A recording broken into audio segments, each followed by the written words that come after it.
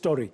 The decision to reduce the cost of COVID-19 PCR testing to 500 Rand has been applauded. The directive from the Competition Commission is effective immediately. South Africa's two biggest private laboratories, Lancet and empath, have agreed to reduce their price from 850 Rand. The Commission hopes smaller laboratories will follow suit. Well, for more discussion on this matter, get some reaction, I'm joined by Dr. Kgosi Letlape, who's a health expert. He's very passionate about issues like the cost of healthcare in our country. Dr. Letlape, good afternoon. Thank you very much for your time. First up, your reaction when you heard the news that there's been this directive now given by the Competition Commission and that the likes of empath and Lancet have agreed to reduce the cost of PCR tests to 500 Rand. Good afternoon to you and the viewers. I think it is welcome, but we need far more action. I hope they will be recovering the overpayments from before and putting them to good use. It can't just be a question of reduction. There should also be consequences for having overcharged us during a pandemic. And this basically belies the problem in our healthcare sector of middlemen and profiteering, and health being a trade and not a service run by professionals. Should we be paying for PCR tests at all? Well, for them to be available, someone has to pay for them. But what you need is to create a healthcare system that will serve all South Africans, as have been promises from all the liberation movements, as is promised by Section 27 of the Constitution. It now needs to be made real. It's just an excuse. If we don't have a healthcare system for all South Africans, we will all be fleeced, publicly and privately. And health will become increasingly not accessible, and it will be very costly, both publicly and privately. We need the ministry and the government of today to wake up in creating a health system that works for all of us.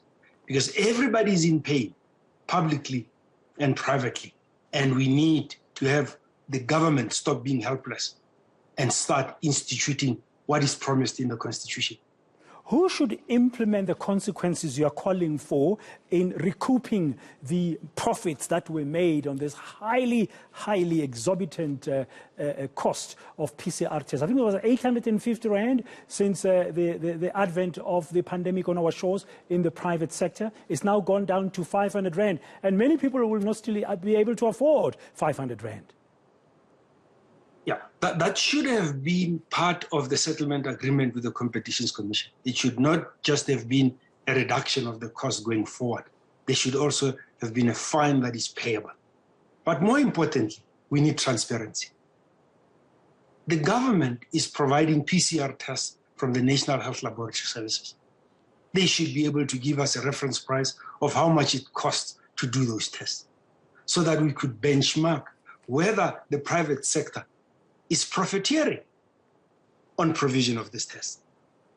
The government should also be able to negotiate that those tests be available at the same price that it costs them to give to those that get it from the public sector, with a reasonable markup for the private sector based on input costs.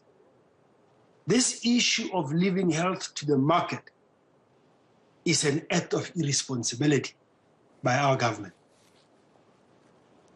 Now, I see there's a breaking story as we're talking here, and it's scrolling on the bottom part of the screen about another laboratory. I think it's PathCare joining empath and Lancet as well, saying it's going to be reducing the prices. So from what you are saying, there should be more action that needs to be taken, and we should see consequence. Yes, we welcome a reduction, as you say, but it is not near enough until we know exactly what is the real cost that is being charged here.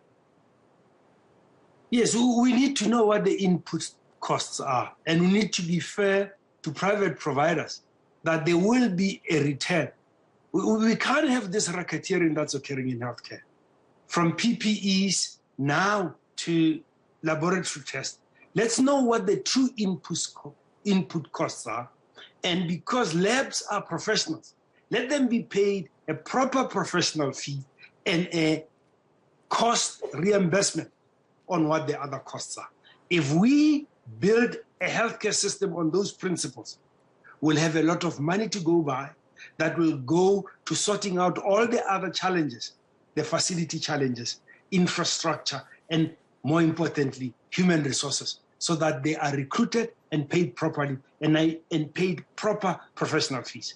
We should stop people making money from turning healthcare into a trade. And especially during a pandemic, as you said. Are you saying, therefore, Dr. Letlape, that the Competition Commission might have got this agreement to reduce the cost of PCR tests by the private laboratories, but it did not go far enough? It didn't go far enough. There should be fines that are levied. We should be told as South Africans what the input costs are and what are the margins that the labs are making. Health is an essential service, and profiteering should be controlled. And I'm not saying people should not make a return on the investments that they make, but this should not be like a stock fair. We can't price health products like we're pricing on a pyramid scheme. We have to price such that it's sustainable for people to get in, run proper businesses, have proper returns, and that it is affordable so that we can extend health services to all citizens. Everybody talks about NHI, but it looks like it's never going to occur. If you look at missed opportunities, brother, with the issue of vaccination, why are we not recruiting GP practices to be sites of vaccines long term? Even post the pandemic, those would be the sites of care for our people.